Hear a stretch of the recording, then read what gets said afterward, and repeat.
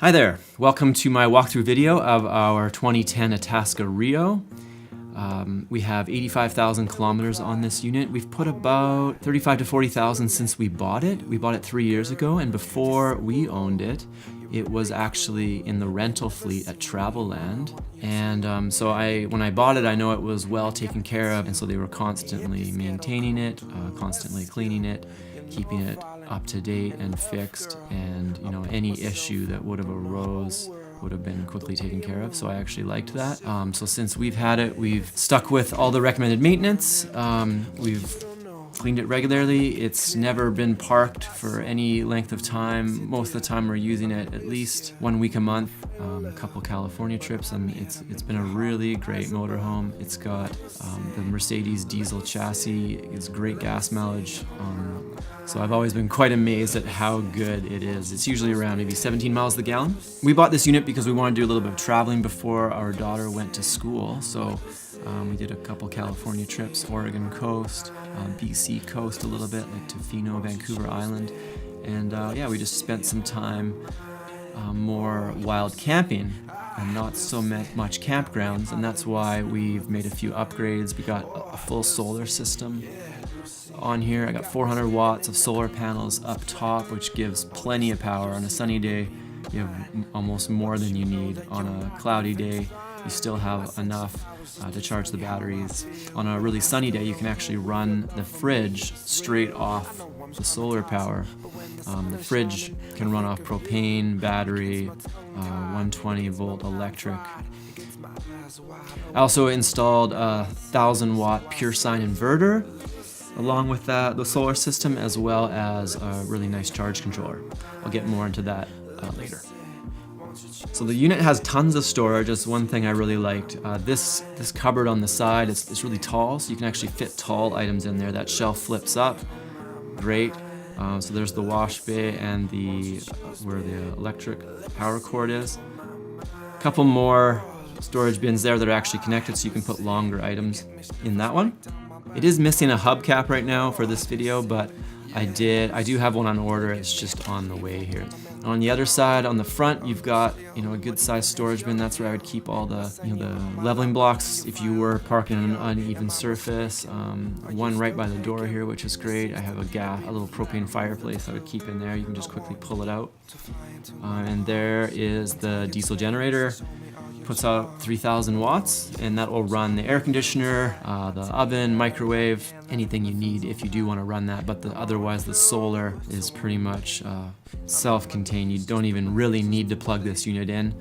We've gone for 2 weeks at a time, 3 weeks at a time without plugging in, and the solar keeps it. The battery is completely charged. You don't really ever need to plug in if you don't want to with this unit. All right, so coming inside here, it's got the full wall slide on this unit. I haven't seen many motorhomes that have this full wall slide, and when you push it out, the living area just becomes huge. Like for such a short unit, it's 25.5 feet. It's got this really big living area. And you can hang out on the couch, hang out on the bed that sort of is like an oversized lounge area when it's not set up as a bed. One other thing I like is the bathroom and how it's in the back of the unit. And that allows it to be a lot bigger than some of the other bathrooms that are kind of stuck in corners or in the midway through the motorhome. This way you got like a full-size shower and actually a pretty good size area in there to move around. It's kind of nice. So this unit has, the queen bed, which is great. Not a lot of the Mercedes diesel Sprinter chassis motorhomes have a queen bed. Another nice thing about this particular unit is the driving area is the same width as the living space. So it's got a really large windshield. It's just beautiful when you're sitting there. Great vision. You can see everything. It does have cameras as well. It has a turn signal cameras, so when you turn the turn signal on in that center screen, it will display, or it's got backup camera as well. Those seats in the front rotate around if you like, and you can see in the floor there's a couple holes there in the floor, and you can install the table. I actually forgot to install the table on the video here to show how it works. We don't actually use it that much, that's probably why, but if you like it, it is there. It's a pole with a tabletop, and you can install it in front of the seats that rotate around, or in front of the sort of couch area to make a bit of a dinette. So the drapes are really quick and fast to pull out, completely block all the light. Those are like blackout drapes, and they go in and out really quickly. And also one nice thing is the windows are manual and really easy to open. I know on some motorhomes you have to actually turn the unit on or put the key in the ignition to even open the front windows. So these ones are nice if you're just if you're parked, you can quickly open them. Some more storage next to the passenger seat there. So one of the nice features about this unit, and one of the main reasons why we wanted to buy it, is the drop-down bed. So our daughter, she is 6 now, so she was about 3 when we bought it. She would have naps, and so we might be parked somewhere, maybe we're at a beach or some kind of a national park, and she needs to have a nap, or she goes to bed quite early, like 8 p.m. So this unit, it didn't affect the living space where she would sleep. You could pull the bed down, and there's actually a curtain that hooks onto the roof there, and you can completely shut that area off. She can go to sleep, and you can still use the full area. You're not turning your couch into a bed. Really liked that. So I'm 6'3", plenty of space even for an adult. So this unit has a TV, and this is the DVD player. It plays DVDs, CDs, also an auxiliary input if you want to plug in like an iPhone or something like that. This right here is the charge controller. So this is a Blue Sky Energy charge controller because it's MPPT. It's just a better way to charge your battery. It's a little more expensive of a unit. So down here, this is a controller for the inverter.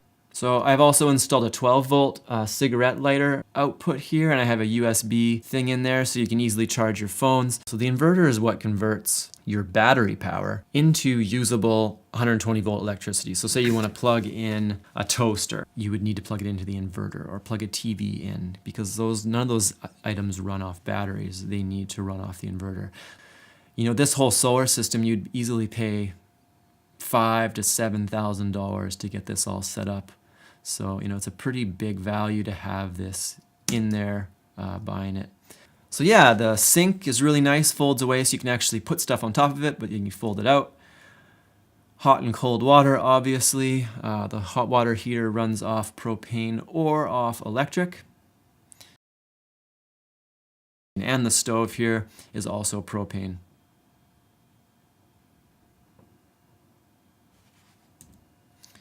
Yeah, so here's the fridge.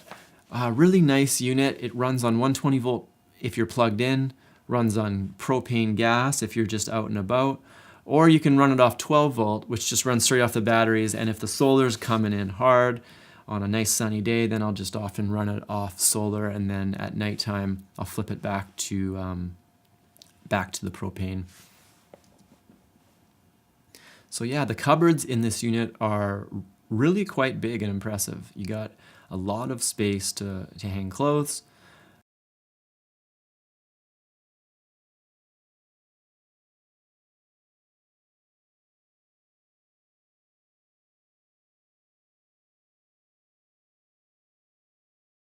Couple drawers below as well. There's that drawer, and I actually have a couple supports I built, those wood dowels. Those aren't stock, just to support the bed. When you slide the bed out, it kind of overhangs, and so I built those just to give it a little bit of extra support. So the couch has storage underneath as well. You can fit quite large items under there. I've even fit surfboards under the couch. So up there we have 5 nice sized cupboards. In there you can see the curtain actually that hangs down in front of the bed. Yeah, so lots of room in those cabinets up there. So here is the main bed. It's a queen size bed, and it doesn't take long, maybe only a minute. You can have it laid out, ready to sleep. So you just slide this bottom section out, and those pillows pop in. And this is a full queen bed, and the nice thing about it is it's long. A lot of beds in motorhomes are short, and I'm 6'3", and I can fully stretch out without hitting that wall. And that is a major plus, because if you go in the Navion or something like that, my feet hit the wall. So to put it back, again, just throw those cushions up top, and slide it in.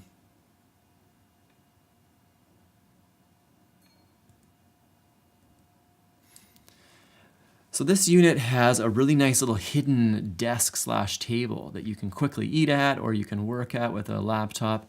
We use this all the time. I just love how it pops out and folds away really quick and easy.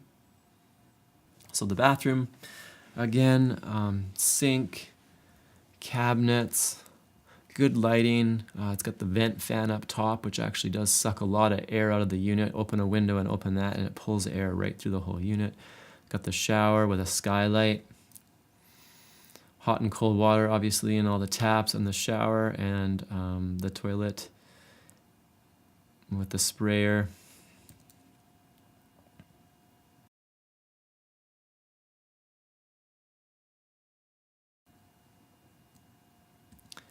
So under the bed is something that I installed myself as well. This is another up. This under here is the water tank. And that is the overflow pipe that is coming off the top of the water tank. So when you fill your water tank with water, what happens is when it's full, it goes into that overflow and pours out the bottom of the unit so that your tank doesn't overfill and maybe possibly explode, but also so that you know when the water tank is full because there's water coming out, and then you shut your water off and you go on your way. So by default, when you buy the unit, it has that overflow. But one thing I found is that it was actually siphoning water. And if you do a little bit of research on the internet, this was a common problem with this year of this unit. And it would siphon water out. So as soon as you started driving, a little bit of splashing action would get the water going in the pipe, and then it would slowly suck all your water out. And we would get to places and we would have a half a tank or maybe 3/4 of a tank to a half a tank of water, and I'd be like, where is all the water going? It's because it was siphoning out. So what I've done here is I've built an anti-siphon. On the far left there you can see that screw with that larger pipe. That just allows a little bit of air to get into that drain pipe, enough to break the siphon. So that was the first thing I added. And then while I was in there, I added that valve with the red handle that you can, it's a turn 90 degrees, and then it actually shuts that right off. So if you were gonna be going out into the boonies for, you know, a few days and you wanted to conserve every ounce of water, you could fill your tank, turn that valve, and now no water at all will splash out of your water tank into the overflow. Because as you're driving, you know, obviously the water moves around the tank, it splashes, and every motorhome or trailer, you're gonna lose some out of the overflow. And for some reason, they just don't seem, nobody has really fixed this problem. Anyway, this was my solution. You don't have to use it if you don't want. You can just completely use it as normal, but if you did want to, you can close that valve. So it's a nice little upgrade that I did. So here's a big storage for food above the counter. So it has a thermostat inside with a heater, and that's propane, so you don't need to be plugged in to run the heater.